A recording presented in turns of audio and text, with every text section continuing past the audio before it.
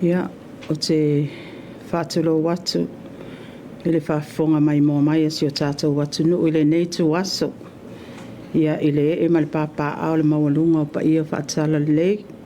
Ia, o pa ia whaale atu nuu, ma mamalu whaale mālo. Ai ale loa loa si o tātou watu nuu o lo o whaafonga ta pua i mai. Ia, iso sei tu o le atu nuu. Ia, e le whaangaloina foi ia Samoa o lo o māua mai le nei whaasalaunga. Ia o mātou whaatalofa, maofo alofa atu. Whamalo soi fualau le lei. Ia, whamalo folta wata i le nei as. O leo mai tau watu. Ia o mae ale nei vai aso i tiute mawhaiva. Ia awale tu ua lava whaiva i Samea i le tiute el tātou mālo. Ia e wheilo i atu ai vai asta i tas. Ia e whailo atu ma longo puia li isi o tātou watu nuu. Ia i tau ala manga o le whaatino ina leo ngā luenga le malo. Ia mo le silafia le tātou watu nuu. Mai tau ala atu lea i tātou ainga whasalau. Ia e moli atu i pa ia o le atu nuu. Ia mao le anganga fo i leo le tātou malo.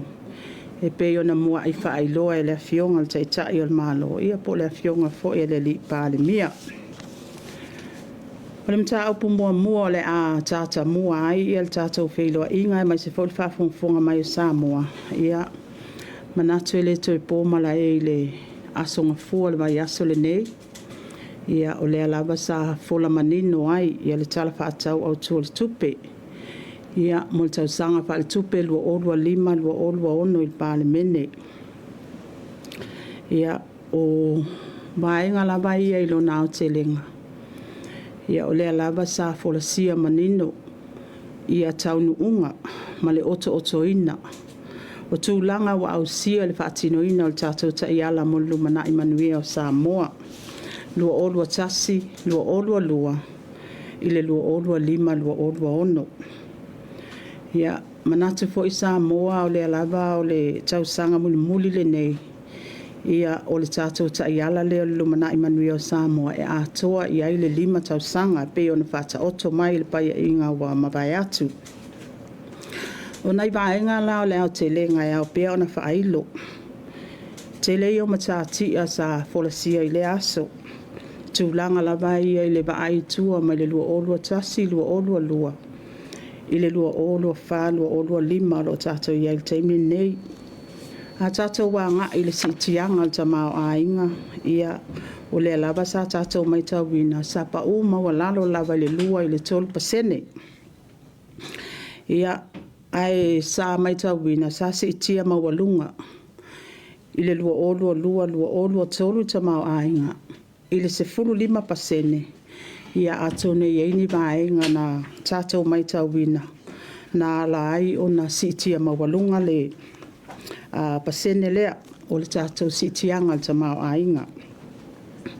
Ia o nisi o vaenga o le tātou wono sfutau sanga. Ia le alava sa patipatia. Ia ai mai seifo. Ia o nisi o vaenga sa papenao na ave i fo i wha mua le whainga malo. Ia i tutono le whātau sanga lea. O se tasi fo i o matatia sa ausia. Ia o tau sanga fo i lea na ausia i le 3 piliona tā la. Ma o lo o whaamawina. O le te le o le sao tā o le whaamaite le nei. O le ati na o le miliona tā la. O lea o whaamawina o nisia o mafuaanga. Na sitia mawalunga ai ta mao a inga. Ia o nisi o whamanianga sa o lava i aonga o alum whanau. Ia o pili aonga o ngā luenga whalelei i whale aonga ma o ngā amata. Ia masitia i foitu malau tele. Tele fo ile sao sa soani i ati na eina o pisinisi laiti. Ia male whaatawina o loa ma mea whai ngā luenga. Ia ele nāma laina le pa ia o le tātou atunu. Ia o lea fo isa alo le tātou atunu o le tātou tali ngā malo. Ia i le fontanga le malo o tau pulenga. Tātou se e atu le tau o le soifuanga le inflation. Sa whaamawina ai le lua olua tolu, le 12%. ia na pa u ifo i le tolu te simaleono pasene i le lua olua tolu lua olua fa fa mawina le lua olua fa lua olua lima tasi te simaleono pasene na ia ini vaenga sa fatino ina le tatou paketi e fesoasoani ai le taimina siitia ai le tau o le soifuanga sa tapena ai le vaenga le tau o le kola ia oni fesoasoani e fesoasoani ai le aufaiga aluega le malo o nisi foi o vaenga sa siitia le tatou minimum wage mai ia le tolu tālā i le fatala ia anga i le fatala valusfulfa sene i le tūlanga o lo ia le taimile nei. O nisi o vaenga te tele foi manisi o matati a sa ausia. Ia o tātou foreign reserve, ia po tātou tupe wha leo, po tātou tupe wha anganga. I le lua olua tasi, lua olua lua, sa wha mawina i le tesi valu piliona. Ia a tātou wha awasenga ina i masina pe a whai atu la i mai ani mala wha natura. Wana o se fulu masina i mawhai o na ngā whatia. Lua olua lua lua olua tolu. O le sa wha mawina i tasi tesi malwha piliona. Ia e se fulu tolu tesi malwha masina. Ia o le alava e ngā whatia al tātou vai ngā tupelea. E o mai lua olua wha lua olua lima. Ua tasi tesi maleono piliona al tātou foreign reserve. Ma ua ngā whatia ai o na whatino ina i le sfulu lima tesi malua masina. O lona winga, o loo si itia lava tātou tupe wha leo. Ma si itia atu wai male umi o na ngā whatia pe a whai atu lai mai ia ni mala wha natura ia manisi fo i o vaenga e o no awha ina i tātou tupe. Ia tātou se e atu tupe wha moli mai fafo. Wha mawina i fitu se lau tolu. Fitu se lau tolu sfulu 2 miliona i le lua olua tasi lua olua lua. Ia ona si itia lea i le valu se lau fitu sfulu mali fitu biliona i le lua olua tolu. E o mai lua olua wha lua olua lima ia ua tātou iai nei le iwa se lau miliona tālā i le tausanga i tupe wha moli mai fafo. Ia ma o inae ata mai ai o loo tātou wati ia e wha atasi tātou atunu. Ia malesao ai o loo alalam papa au ia tunu i fafo. Tūlanga tātou tangata whao mai fafo man tupe maua. Lua olua lua, wha se lau lua sfutasi miliona. Mai tangata na mawhai o na malanga mai se lau lua sfulfa fe ono se lau 5 Tau sanga lua olua tolu lua olua wha e ono se lau sfulmalu miliona tātou tupe maua mai tangata whao mai fafo. I leo wha inga o e sa malanga mai se lau fitu sful 5 fe ono se lau 5 sful maleono. I le lua olua wha lua olua 5 ua sitia i le ono se lau fitu sful malu miliona. I le au wha inga o tangata sa malanga mai mwha mawina se lau valu sful 5 fe iwa se lau tolu sful malifitu. O tātou Samoa Airways ia pole ave fuale al tātou atunu. Manatu le sa o mai whainga malo lua olua tasi. Ia ia ile tātou wa alele i Brisbane. Ia wata mai ai. Ia ua malili el tātou paya inga sa iai. E au mai wa alele. Ia atono le vaenga mua le sa ave il wha mua. Ale tātou whainga malo le paya inga leo mawai atu. Ia sa whai ai le fituna inga. Ma au tasi e le kapeneta. O le ale whaawawina le au mai o le vaalele, ai o le ato i whaafo i le vaalele. O le fesili ai se a, te le ia o tātou ai tā alafu. Na tūlai mai i le tātou project lea le vaalele. Ia langona i foi le anganga whaaftai, ona ua sa o le whai unga. Ina ia toi whaafo i le vaalele, se manu e te le whaale tono le tātou tamau ainga. Ia o lea lava ua tātou mai tauina, ia ua te le tupe si itia, mai al tātou company al Samoa Airways, ma wha mawina i fo inisi o matatia. Ia le tūlanga sa iai i le 5 miliona, ia au lewa tu ititia mai tātou tolu miliona.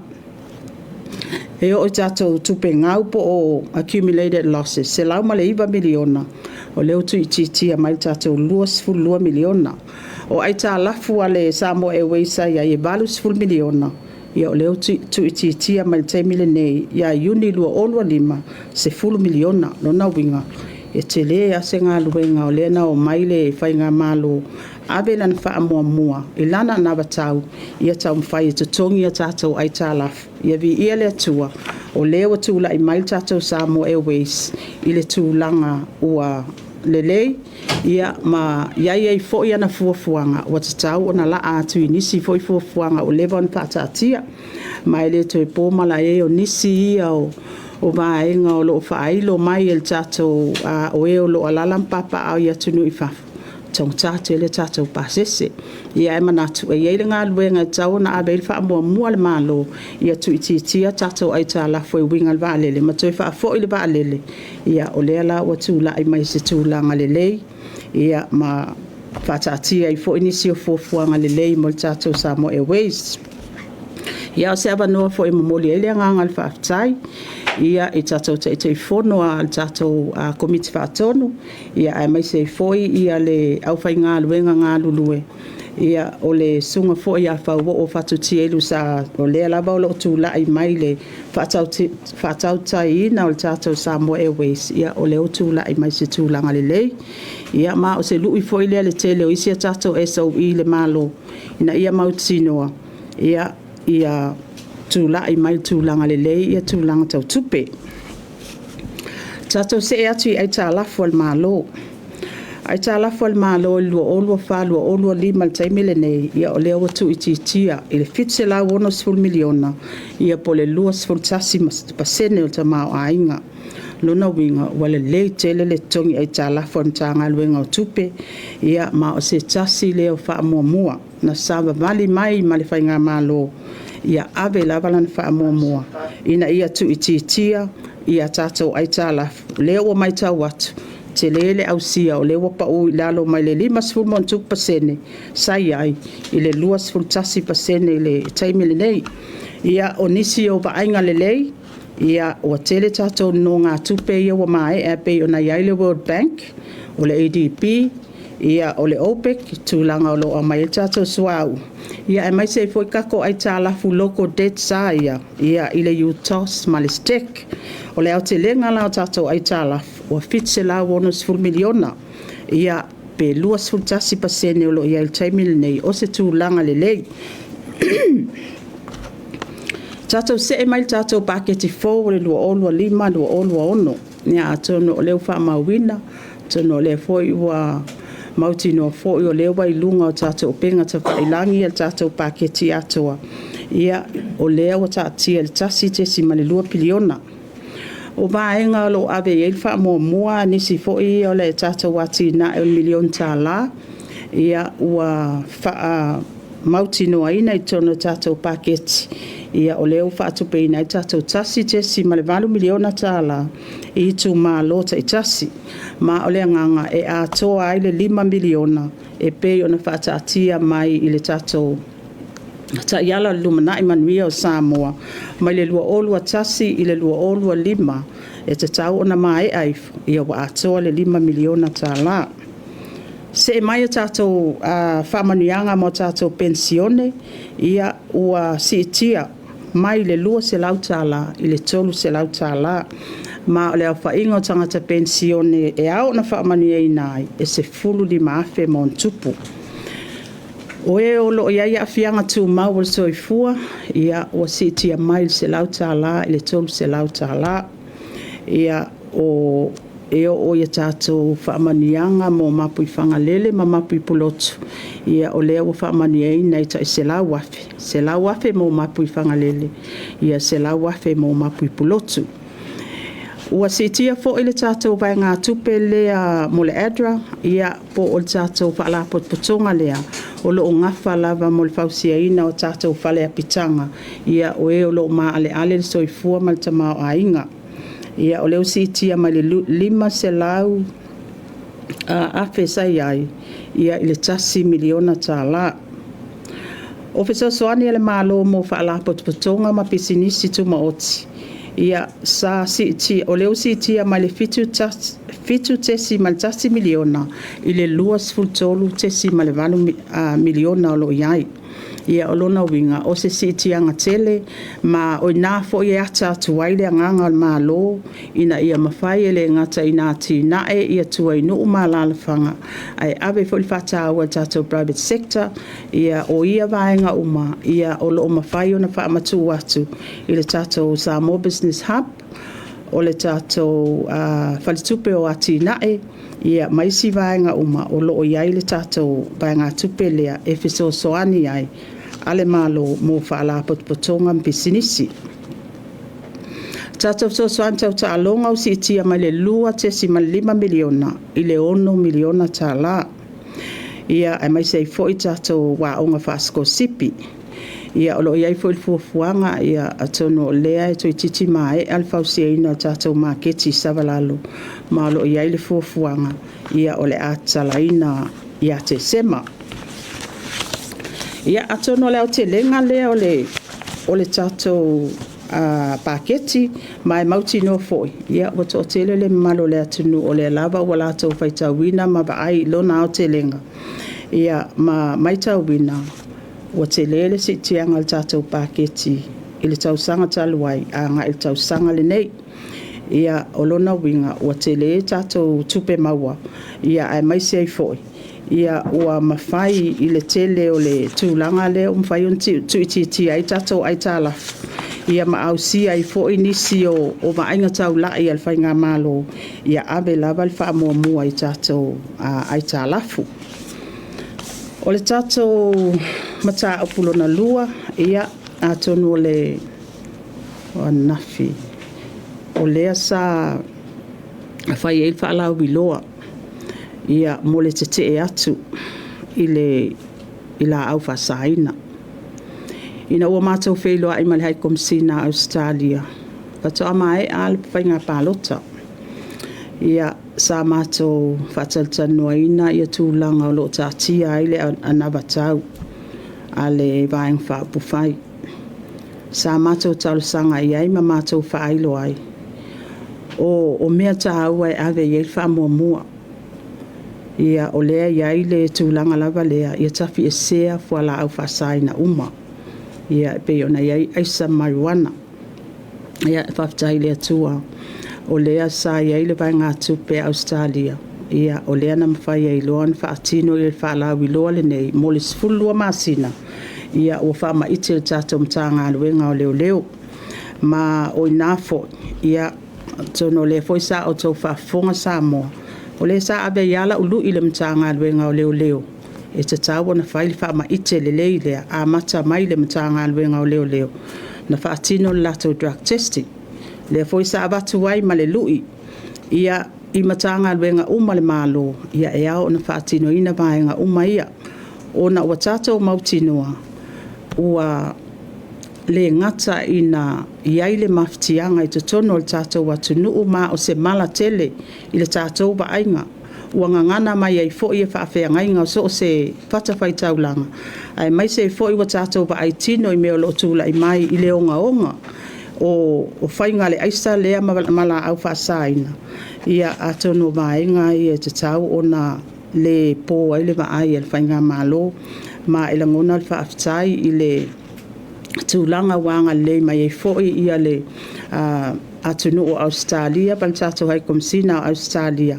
Ia o lea wa ave i ei wha mua o lona winga e le mawhai e le na o le matanga alwenga o leo leo. O le naunau ta inga ia e le ngata lava o matanga alwenga le malo. Ia a o se wha maite fo e te tau o na te tala atu i tua i nuu mala la whanga. Awa e yeilo o taltonunga. O le tiutea man matawhai o le matanga alwenga o leo leo. Ia o le malu lea o le atunu. O le malu fo i leo le tātou whai ngā malo. Ai e mulinga fo i na whaatino ni ngā luenga wha leo leo. Ale mta ngā luenga leo leo i tua i nuu mala na whanga. Ai o lo o iaia tātou pule ngā li mwhai pule. Ia o te iloa ina fo i o se avanua e te talo atu ai fo i pule ngā li mwhai pule. Ia lato tu la fono wha le nuu.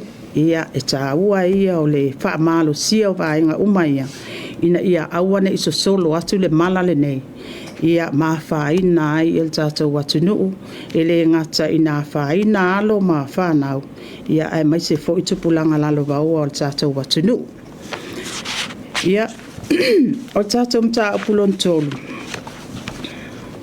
ia tono le mta apulava lea i le tofinga le komsina o leo leo Mol silfia sa feiloa il kapeneta ia il vaiaso le nei ia e tu sai o lana fontanga i vaiaso taitasi ia ma sa tango fia ai le kapeneta le mta apulava nei i le tofinga le komsina o leo leo ia ele toi po malae sa fa maoni el kapeneta talwai le faawa wina al kon karate ale sunga awa paau ia se ia mai al fanga so longa sa ilio se ta wa veina nei to finga pe tai ia wa ta pa fo ele kapeneta ia le tulanga ile lipoti el pisasi ia ole wa ia le finangalo al kapeneta ina ia fa mai le faawa wina al kon karate a fu atu le vaiaso le nei ia po le aso le anafi ia o uma fo yo na mafeiloa i male sunga ia apa awa nafi mafeiloa i mafailoa i fo il finangalo le kapeneta ia pe o tulanga masani fa le malo ia ma sa o fa le oina fo ile nganga fa aftai le malo ilana tautua ile malo ia male atunu ile tofinga le komsina o leo ia oni tausanga i tele ia sanga lue i fo ile a tama fa na wal tato watunu ia ma faaftai ai fo ilana tautua atunu ia ilana tautua malo ia ai mai sei foi ia sa fa ai loi foi o lea ua tofi el kapeneta ia le sunga ia le ataua Samuelu apmasanga ia e tula ai mai na te tau aveina tiu te o mal komsina o leo ia a whaanga solo lava le ngā luenga o le sa ilia o se tas e tau aveina le nei tūlanga tā au al tātou whai ngā malo ia mo le isi tolu tau sanga ia o le finangalo fo i al kapeneta ilana ia fo i pepa al kapeneta ia toi whaasala lau lea banoa le nei i le whaba yaso ia ma whaanga solo ai le ngā luenga mo le fili ina o se komisina fou. Te tono fo ia le whai unga lea, ia o loo tau mwhai, ia whaasala lauina, ina ia mautinoa, ia le ngata i Samoa nei, a o atunu i whafo, ina ia toa tele fo ini tangata e talo sanga mai le tātou wabanoa le nei, ia tono le tātou mta upu le nā, o le isi tātou mta upu, ia na pasi e ina le tātou kapeneta, le masina atoa le nei o ke topa, le tau fia o malanga uma. A fua mai lava i minista, o minista lango, ia o ofisa sili, ia ma ofisa ma tangata whai ngā luenga le malo. Ia atone le toi pōmalae, o lea sa a teipol tātou paketi, ia o le paketi mua fo il whai ngā malo. Ele whapea lai mai o na teipol tātou paketi. Ia ona malo lo ai lea o lea ua a matanga na whaanga solo na mai aloa i lea songa fua na teipol tātou tala whaatau au tuol tupe o le aso na so ai na whaanga solo ai loa ngā luenga le komiti whaapale mene o tupe ma o lea fo i wa i atu i a tātou mta ngā luenga taitasi ia manatu fo i le fai ngofie le latou ngā luenga o lo whaanga solo pe i le taimile nei e awa wa i atu ai tātou mata ngā luenga o le nau ta inga la le kapeneta ia iai umanei o ofisa sili lango male au fai ngā luenga le malo le ngata fo i lea a o le kapeneta ia ma minista lango ia iai uma i le tapenanga le nei o tātou paketi a walo ia il fofuanga o le asolus fulua le masina le nei o ke topa ia e toi fo i ai tātou wanga i le pale mene whaatala noa ina lo tātou tala le tupe ma ia mautinoa ia o atu ele i o le aso tolu sfulo o ke topa ia o pasia aloa ia le tātou tala le tupe a wa o le tātou malo o le taimile nei o lo operate il tātou state of emergency budget a ngā ele tolu sfulo o se tema ia tolu sfulo o ke topa o lona winga ia e tāua leo o atu il taimile nā ua pasia il tātou tala le tupe Ia, male mata o pumuli. Ia, o le vai aso le nei e pe i ta o totolo. E le ngata o le whaamanatuina o le whaatawa ina pe al tātou Pinktopa. Ia, le to te sisira mai o le o te la e le pingi. Kia o ke wa ai a koe uli mai o tau la e. Ia, ai le ngata fo i lea o tātou Mental Health Week. Ia, a le tātou walo atu fo i le asapa e pa e le whanau. Ia, manatu fo i Samoa ma le whaafonga mai. Ia, o Sam o whanau. Ia, o le tofi mai le atua. Ia, vea ele nei lao e moli atua i whamanianga o le asapa e pa e le whanau. Ia, o le nei fo i vai aso, ia, o se vai aso tā ua. E whataua i nai fo i le malo loina o le mawhawhau. Ia, ma o le alava sa taimua ina le tātou mtanga aluenga sui fua malo loina. Ia, manatu sa moa pau ia o tātou mata upu. Ia, a wā fo i le nofo ilo ma le longo puia li i fo i o le malo le atunu. Na ia mautinoa o alava whai unga le tātou whai ngā malo. Ia, o le alava i tātou te ngā lulu e whailo atu. Ia, malongo puia li i fo i le malo le atunu. Mātou wha malulu atu, pe a whai e iaise upo o sala. Ia, maua le tau ta mali i fo i le ngangana. Ia, mātou te matua atu ina. Ia, manu te leina. Ia, o le la atu atu le. Malo whaptai lau ki o manino.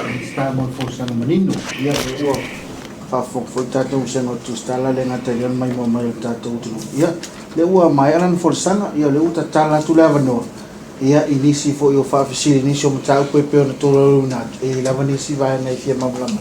Ia, le maua tātou avanoa, malengang wharoaru. Ama tātou i tātou paketi lau whiunga ni tātou pe. Lewa ia fo i tonu le i lalo ni tanga ruenga tupe whaato ni tanga ruenga o puro whanaka pura le sikuni ona o tau i mai ni usila ona o le tātou wa fo lea na motu i safata le manamuni. Ia se whamagi nonga o sikuni ona lea malona whaongai. Taimul whasiri o tanga vaia. O le 10 miliona le lewa i tono tātou paketi. O le 10 miliona le sa mwhai anu whaamtu mai tau sanga lua orua whae le atunu o New Zealand. A tonu lai anga i sa o lava la i le tūlanga o le sa tūla i mai le ngoto le tātou wa ale i tawhito ala sa pata. O le 10 miliona lea e patino lava i whaamanianga o a inga o lo o afia i le tūmalo. O lo o whaatala noa ina le taimile nei nisi of sosoani. Wha o popo. I le tau mawhainga lava lea le toi whaale le ina o le tātou reef. I le mea o lo ta oto ai le wa al taimile nei. O lo o le se i whaatali se i pasial paketi. A pasial paketi. E iai le pepa e tāpena mai le mtanga aluenga o siusiumanga. A ngā i le kāpeneta i whaamanino a tiri ai vaenga umaia. Awa o lea lava o lo o uma o na whaamanino mai. O le 10 miliona lea. Ia o lo fua i whaamatu uatu i ainga uma. Ai mai se fo i pisi nisi. O e o lo o nā afia i le tūlanga lea. Pe le whaamanino nga lea. O le una lao 10 miliona. E alusa o ala le whamunianga na i ainga ma pisi nisi tolu ale ni o leo o mafio anga i le vaale moto e se bai nisi whamunianga wha o popo lea e whainga runga mone pui o tātou ngatai whare. Sa o le 10 miliona ai e patino i whaamanianga mo ainga uma o lo afia i totono i tū malo lea. Ia, o lea foi o lo ia ialso ta inga ma New Zealand, whailo mai foi New Zealand, ia o lo ngā lulu e mo le isi su 5 miliona. Su 5 miliona ai mo le tātou reef, ma le ngā luenga foi na le toi ati na ele le iai, amu ma au o le o ngā sami lea, ina ia mautinua, e toi foi la bali tūlanga sa iai, ia ai manatu, ia ele le la ba o leo kako a maka. At least o lewa i elka ko 10 miliona e amatai. Ia, ona wa e sao lele lava ia nisi fo i o sao noanga fo i a altato i tūmalo. E au tau sanga ia le afianga lea. Ia manatu fo, e le o nofo lei fo il mātou mtanga luenga o tupi. Ia o loo tele anai paanga o loo saili ai fo. Ina ia mautinua. ia e ngafa tau lima ina le whaasoa i ainga umana afia o le o tumalo. O iai pe mitanga wenga lea o kuna o whana tura leo baba ia tu voi le paketi. O le tala whatau o tuotu. Le iei le ngā tupe waia ia. Mo tau i o a inga ia sa whare na ina a seta mbeto tina. I le peo le tise. E whana e whana utele le whasoa lea wa lesa iei talu sanga fwoi a inga sa watu i komiti fwoi lea le rio. Tonu le ngā tupe le pe family ona e le la vai patino il tūlanga lea sa le mai el tato pao mpa le ngai nai nisi o masini me to tino. Ia e wha moi fo il tato pepa lea o le atu ina mai el tato mtanga luenga lea wha tino ina sa i linga lea i pisi nisi umana afia ma ainga umana afia. Wa le sa iei forms mal survey sa pa tino ina o ina lai lima taita inga ile endorsement el tato kabineta. O le wa iei lea ngā tupe le family ona. Thank you. Mal boleh tengah vai merisi fa solo pe tatou si lava tatou taibi ole ato bo le no techo tai wala no le tofinga le ole komsina o le lo tio ya tua tele na vali fam tananga wa ni solo i lunga o bena tfaila pe fasili la mai o no le sa pesa ye se taimi fata pula asa extend mai ye fainga malo taluai ia le faawa no o tofinga se o tofinga komsina se ia mawase si komsina fo tana le no le ia ole mole fa manino ato le tali o la fasili ole lava ole kon karate ai al komsina ia e mai ia uni lo olu lima ia le satu la i mai ia le fainga malo lea ia matoi fa wa wina in variation e tau ba beina le tofinga au fa nga solo ai tau al manga mo toi filinga le foi la u au mai ma tu ina mai ia le lipoti al pisasi ia o le o fai ia le fai ungal kabineta ina ia mautino ai ia e fa mai aloa ia le konkarate al komsina ia wana na extend ona ia mautinoa se i whaangai oi ia whiwhilinga ia mol sifia o leo tūla i mai le whai ngā malo fau o le foi wa whai eila na whai unga ia ai tūla i mai ia awhamasanga le Samuel ia e tau aveina tiute ale komisina le o leo ia au whaanga solo ai foi whasalau wina se si foi komisina fo male nau ta inga foi el kabineta ia na ile whaasala wina le ngata i tonu nei. Ia e mai se foi atu nui whafo. Ia peo tali atu le lau whaafsili. O le sila i ngola ofisili ka mon ngole lau whionga o lau pe a ole i whai alwha i unga na kabinet. I pe na ninga langa i lunga o pe ngata whai langi. Ia e mai se foi ia release o reporti mai i si office a whaasana laua ole i whatino ani pilot. Pe o le plan le a le whainga malo, kol vai ngā whau whai le fast. Ia mai mai loto. Pe o to whinga mua le e mua o na tangatanga i pēsina sila ia. O le ane ese o le whionga le komsina o tanga nui mau leo. O na ta upu fo i mua o lo mōni ai. Ia le whionga le li palimia. Ia ai mese le te le lava o whamtalanga wā ni ngai lumali. Isn't it, was this a plan all along? Ili whae ina ni whai ungal kabineta ni me sau mai social media. Ale sau mai tonu kabineta ta pae le pisa ele kabineta le tūlanga ua iai ia whai unga sa iai mal tūlanga le pisasi. Ale le nau mai li poti le pisasi. Ia, le sau whai ungal kabineta. Ia, e peo tali atu le lau whaafsiri. Ai le whaonga ina le kabineta. Ni tūlanga ia au mai social media. Ngā wai sila fia kūlanga e tūla i mai social media. E no fo ale a faina na whaamatalanga. Whaamatalanga le ni me whaamai ai. Manau. Pe manga il whaasolo isi kako suina. Ia. Was he terminated for the meal? Whaamai ai na. Manso whai wa umalanga lana kontarat. Ia, manau. Ia. Has cabinet declined personal leave for public servants, even the ones that have been approved? Personally, Personal leave for public servants? Has cabinet declined? the personal leave? Le ai. Ole atu langa le te fisili ai anga I liva tangata whainga lue. Yeah, like annual leave. Le ai ole whanga solo a ia le tūlanga I tato tutongi. Our budget that we operated now, it's a state of emergency budget. Le lava lai whanga solo ia tongi na tangata whainga lue. E o foi la ie o lo o iai ia overtime ia le sa whailo mai ina o mato mai tutonu. O le pata o pasi atu nei le tongi ngā le payment o isi tato vai ngā tupe ia tongi na but ele ese o fe e a fua mai lau papsili.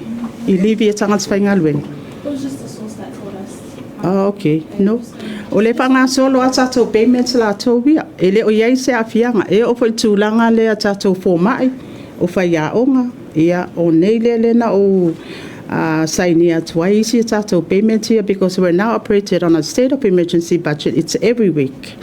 So ele o iai se a whai na. How much is the emergency budget? E fua I vai asta I tasi.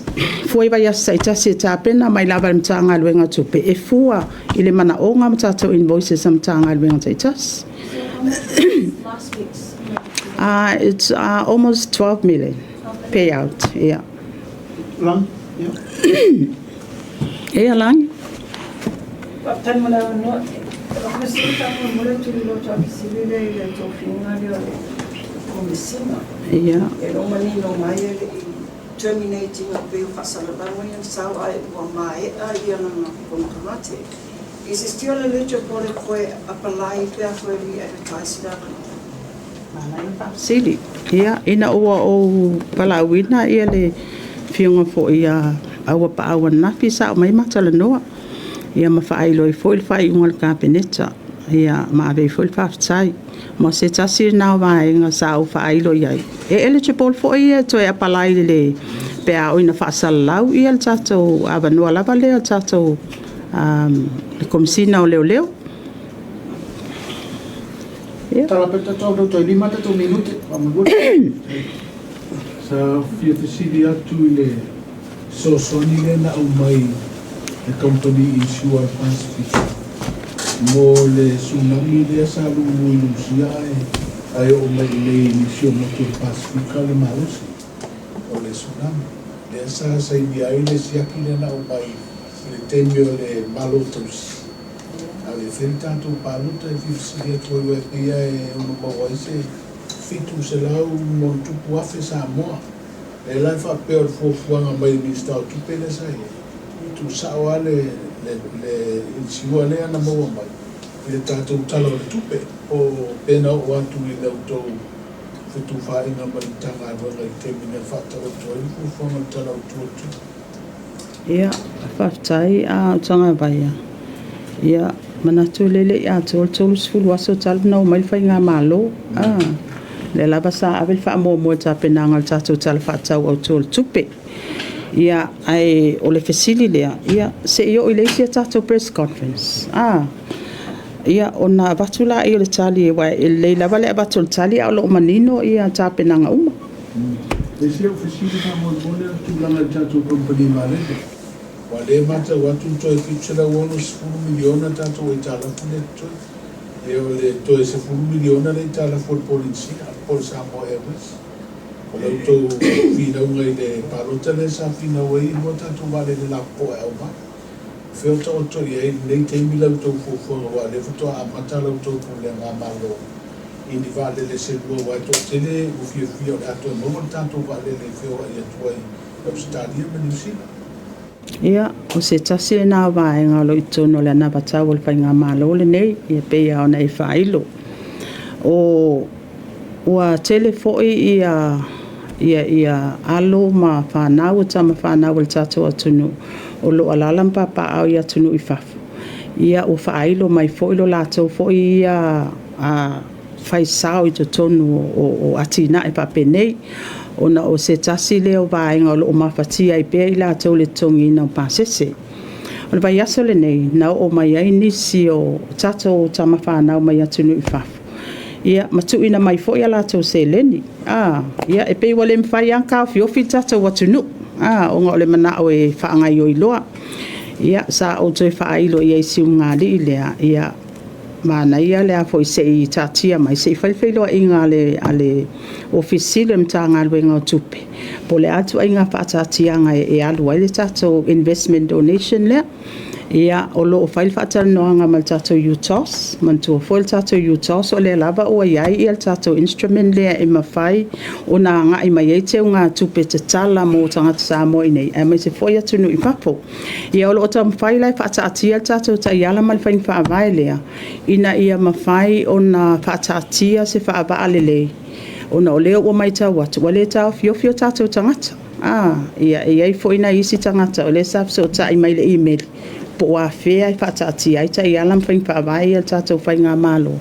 Ai se i amata o mai e au mai ala tau investment aulo o saili ili o lo i au tātou UTOS. Ia manatu o se aso le vai aso fō. E whai ele mātou whailoa inga ma le UTOS. Ia ma le mātou mta ngā luenga o tupe. Whaatatia vaenga ia ai awe ilu ma le kāpeneta ina ia mwhai fō i o nā alu le tūlanga o ta i alam whain whaavai al whai ngā malo. Ia pe se tali atu le.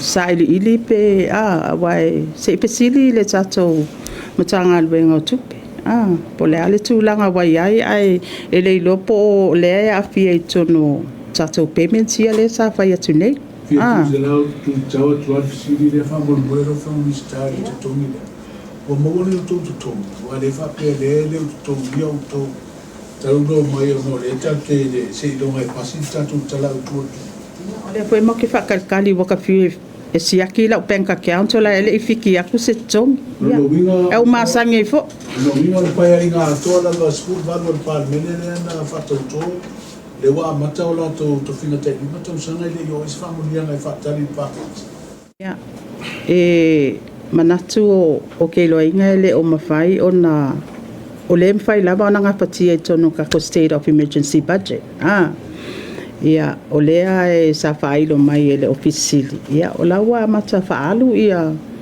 manatu o le tato vaiaso ka ko payment o vaiaso le nei mai le aso le nei anga ile aso sufa o ke tupa ia o le api ai tutong ia wa te le ia o le pe e rashi le au mai o fa mau nga fionga i fai pule ia e pe nisi na vai nga ta ona mai mau tule le ia ele i fa nga yo inga fo ia tiute mam ta fa yo ia mtanga bengo tupe para va tai te le tato se do la tustala ni va nga se matula no ni ia tu na tu la fionga minsta wa fo i sana sa no fa mai alo ia tato proclame ni aso lo fio ia partai ia le fa le ina le nga fa tai tato sa fa inga tustala manatu fo i sa o fa ai lo tai mi fanu ia ele tau fa iloa le tau o le tau tiute fo i malto mta fa yoi ina ia mauti no ai longo pui ali fo ile malo le atunu i tūlanga mata upo ia fo ona fa ia fo ila tau lava fa amasino tonu ia ai el saltonunga ia ole lava o fa sia tatu was faraile ia mo tatu press conference ina ia mauti no ai ia e tala pele ava no e mafai fo i ona tatu a inga sila fai ia matu ina mai fo i pesili e fa vai lunga le forsanga mata o polo fola mai el tatu malo ia manatu Samoa ai se pati wasala ia po senga ngana fo i wale tau tamali ila o tau fafonga ia matou matua atu ina ai mamoli atu le soifua wa lava le fai ungo le nei vai aso ia mai se ile alo atu Samoa ia ile pati ina fo i o le asa pai el fanau ia manu te le ina nei vai aso mauna lava singa uma patai